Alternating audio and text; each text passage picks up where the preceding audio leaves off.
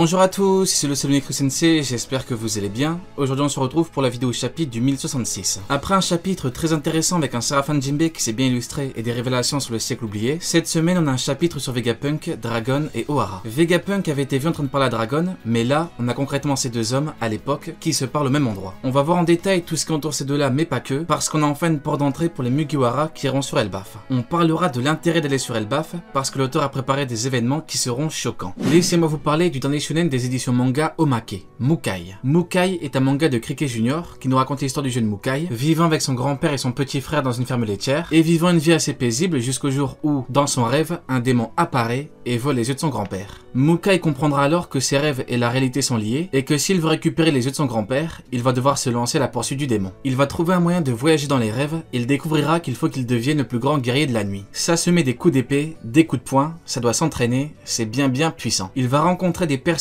mais également des menaces de plus en plus grandes qu'il va devoir vaincre. C'est une histoire qui véhicule de belles valeurs et ça transpire l'aventure. C'est un plaisir pour moi de découvrir ce shonen qui était surveillé de près parce que vu le premier tome, la suite sera très bonne avec de gros combats, de grosses révélations et pas mal de nouveaux personnages. On a donc un excellent shonen français qui vient de sortir chez les éditions Omake. C'est dispo dans toutes les librairies.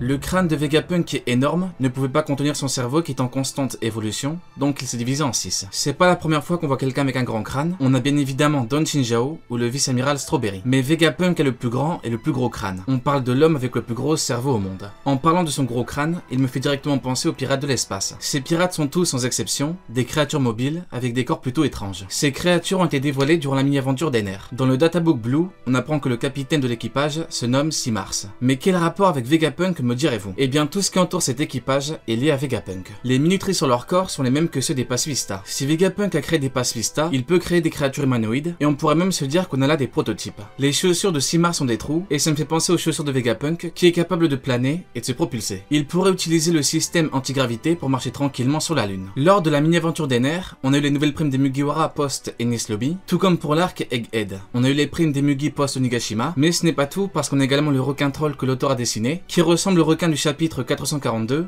lors de la mini-aventure. Les pirates de l'espace ont une grosse technologie et ils font des fouilles archéologiques. En temps normal, les pirates s'en foutent de l'archéologie, donc ça apporterait beaucoup plus à Vegapunk avec Ohara, les livres, etc. Vegapunk a sûrement voulu effectuer des fouilles sur la Lune parce qu'on se rappelle du flashback d'Ohara. On pouvait voir qu'il existe plusieurs satellites, donc Vegapunk a dû faire des recherches via les livres du chapitre 392. Lors des mini-aventures, l'auteur a pour habitude de couper le rythme des mini-aventures pour faire des color spreads. Et à votre avis, quel thème l'auteur a-t-il choisi en plein milieu de la mini-aventure d'Ener? Eh bien le thème des Vikings. Que représentent les Vikings dans One Piece? Les géants d'Elbaf, navires, Loki, casque, bouclier, Vegapunk et Elbaf sont liés. Dans cette mini-aventure, on rencontre le docteur Tsukimi de l'île de Karakuri. Il se trouve justement dans l'île de Karakuri, l'île de naissance de Vegapunk, et il était capable de construire des Spaces, les mêmes robots qui étaient dans la cité antique de la Lune. Oui, on parle bien d'une cité antique qui marche au courant. Tout comme Vegapunk l'a dit, un royaume avancé en technologie comme Egghead existait il y a 900 ans. L'électricité était donc présente, comme pour la cité antique de la Lune. Pour en revenir aux pirates de l'espace, si ce ne sont pas des robots créés par Vegapunk, des robots qui n'ont pas besoin d'oxygène, comment peuvent-ils respirer sur la Lune?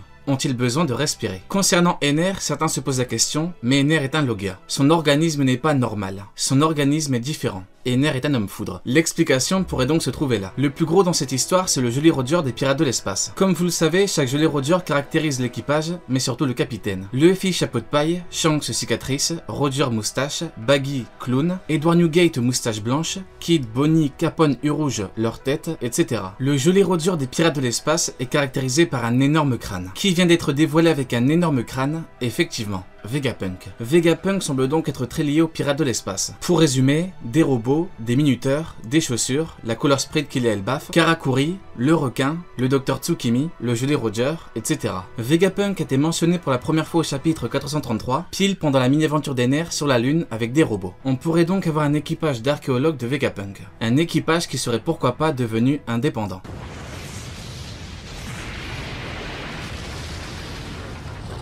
Nous avons enfin le chara-design final de Vegapunk, personnage très réussi. Vegapunk est un génie qui a 500 ans d'avance. C'est l'un des derniers persos importants à être apparu avec Im, Joy Boy et Xebec. Il remplit toutes les cases. La surprise du fait qu'il ait plusieurs Vegapunk. Le fait qu'il ait créé des séraphins qui sont très dangereux et qui bouleversent l'équilibre du monde. Un chara-design très intéressant. un lien avec Dragon. On a pu voir les chiffres qui s'arrêtent à 7, donc on a bel et bien les 7 Shichibukai historiques. Pour l'instant, pas de Baggy, Teach, Law et Weeble. Vegapunk a donc créé les Séraphins. Il a une île du futur. Il s'y connaît par rapport au siècle oublié. L'ancien royaume. Il connaît Dragon. Il attendait Luffy. Il a un lien avec Ohara. Clover. Il a lu les livres d'Ohara. Il connaît Zoro. En tout cas, a priori. Il est déjà allé sur Elbaf. Il peut guider l'équipage. Il nous offre un bout de flashback avec Dragon. Il a des inventions loufoques comme futuriste. Il a un chara-design qui fait de lui quelqu'un d'atypique et de mémorable. Approuvé. Pour l'instant, depuis la pause de 1 mois, Oda enchaîne les masterclass, le post Wano, Cross Guild, Barbe Noire, Im, Egghead, Vegapunk. Et le pire, c'est que ce n'est que le début. Shaka dit à Dragon qu'il savait que sa fin était proche. Vegapunk, l'homme le plus teasé, va donc certainement partir en beauté entre les ultimes révélations sur Dragon, la révolution, le siècle oublié, les séraphins ou encore les origines des fruits. La suite s'annonce épique. En parlant de fruits, Vegapunk a une pomme sur la tête. Par rapport à ce chara-design final, 4 choses sont à noter. 1. C'est carrément une référence à Albert Einstein. 2. Autre référence, mais cette fois à Isaac Newton. On connaît tous la légende qui raconte que Newton s'est demandé pourquoi la pomme qui lui est tombée sur la tête est tombée plutôt que de s'envoler vers le ciel, ce qui donna la loi de la gravitation. Par ailleurs, Vegapunk a créé un système d'antigravité. 3. La pomme représente le fruit défendu. Le fruit défendu qui, selon le récit biblique de la Genèse, est le fruit de l'arbre de la connaissance, du bien et du mal. Planté au milieu du jardin d'Éden, cet arbre donne la connaissance du bien et du mal. Quel arbre dans One Piece était planté il y a de cela 5000 ans? L'arbre de la cognition ou arbre du savoir de Ohara. D'ailleurs, c'est la date la plus ancienne de l'univers de One Piece que l'on connaît. L'arbre renferme toutes les connaissances du monde. Vegapunk est parti sur Elbaf pour lire tous les livres et les mémoriser. Il a donc mangé le fruit défendu et c'est pour cela qu'on ne voit pas toute la pomme parce qu'elle a été mangée. Shaka le dit à Dragon, je crois que ma fin arrive. La punition de Vegapunk pourrait donc arriver.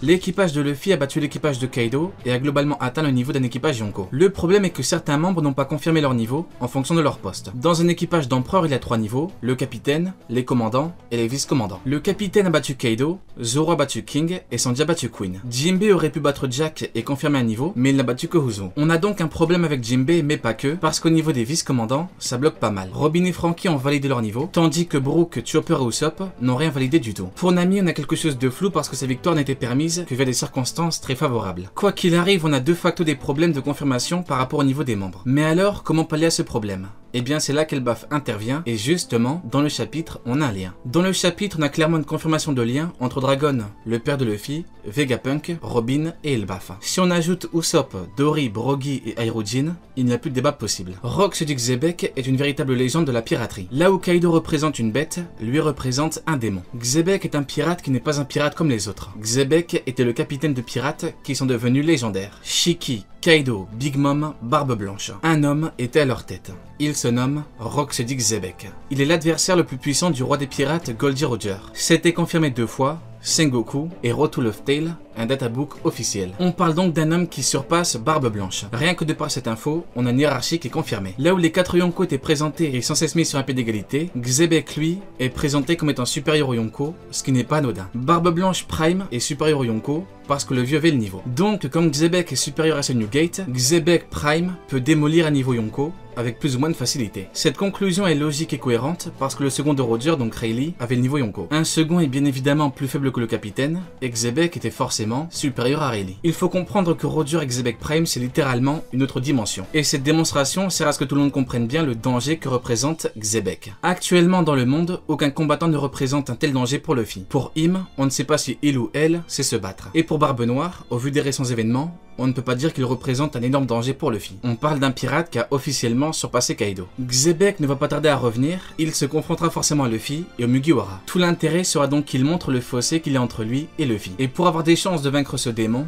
Luffy devra devenir bien plus puissant. Elbaf est présenté comme étant le pays le plus puissant du monde, ce qui n'est pas anodin, parce que Big Mom a dit qu'avec Elbaf, elle aurait pu écraser Kaido, Shanks et Barbe Blanche. Elbaf est donc un pays qu'on ne peut, en principe, pas attaquer. Donc l'équipage des Mugiwara pourrait s'entraîner tranquillement. Comme Elbaf est un pays qu'on ne peut, en principe, pas attaquer, qu'adviendrait-il si un seul homme parvenait à l'attaquer et à repartir comme si de rien n'était? Eh bien tout le monde comprendrait enfin ce que représente le niveau que représente cet homme. Au-delà du côté histoire et vengeance, Xebec représente un niveau. Même si Xebec ne revient pas, et faites-moi confiance, il va revenir, quelqu'un aura son niveau à la fin. Que ce soit lui ou quelqu'un d'autre, le niveau qu'il représente sera combattu et battu par Luffy. L'option la plus crédible à l'heure actuelle est justement son retour au vu du retard qu'a Teach. Pour prouver qu'on est plus puissant que quelqu'un, il y a deux principales façons. Le battre ou battre quelqu'un qui lui est supérieur. Luffy ne combattra jamais Roger, donc il faut qu'il batte Xebec. L'objectif de Luffy n'est pas Rox mais Roger, le pirate le plus libre et roi des pirates reconnu par les plus grands. La question est comment surpasser Roger. Pour vaincre Xebec, Roger a dû tout donner. Donc si Xebec revient et qu'il est encore plus puissant, Luffy prouvera qu'il a surpassé Roger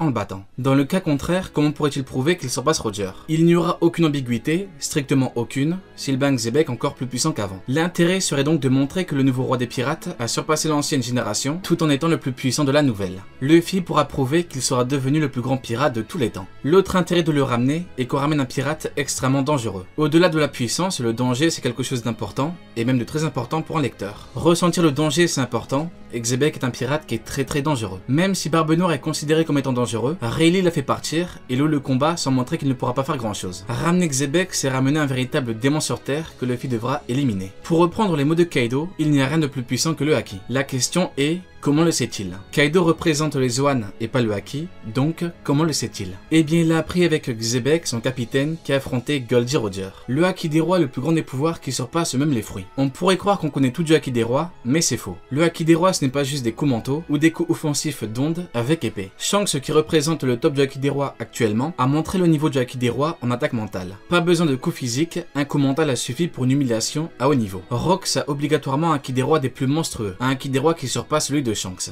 Je vais être direct et vous dire à quel point Xebec était puissant. Ce que Shanks a fait à Aramaki avec son Haki des rois, Xebec le fait à Yonko. Le niveau que représente Xebec est un niveau qui arrivera après le niveau empereur. On a une montée progressive des niveaux de puissance et pour Rox, on ne parle pas d'un Yonko. Le niveau que représente Xebec est un niveau que seuls deux hommes ont pu atteindre. Ces deux hommes se sont affrontés et le combat a déterminé l'avenir du monde. Sans la victoire de Goldie Roger, Xebec serait devenu le maître du monde. Shanks est en principe incapable de faire ce qu'il a fait à Aramaki contre un niveau empereur. Par contre, si quelqu'un le fait, ça symbolisera le fait qu'on est réellement passé un stade. Xebec pourrait donc aller sur Elbaf avant que les Mugi soient là, ou alors pendant, et montrer qui il est. S'il parvient à battre un Luffy qui a battu Kaido, tout en disant qu'il ne représente rien pour lui, on aura quelque chose d'incroyable qui fera comprendre à Luffy qu'il n'est pas prêt. Contrairement à Kaido, cet homme-là n'aura pas d'équivalent en niveau pendant son retour. Allez, Diane, tu n'auras pas regardé Meuf de pour rien.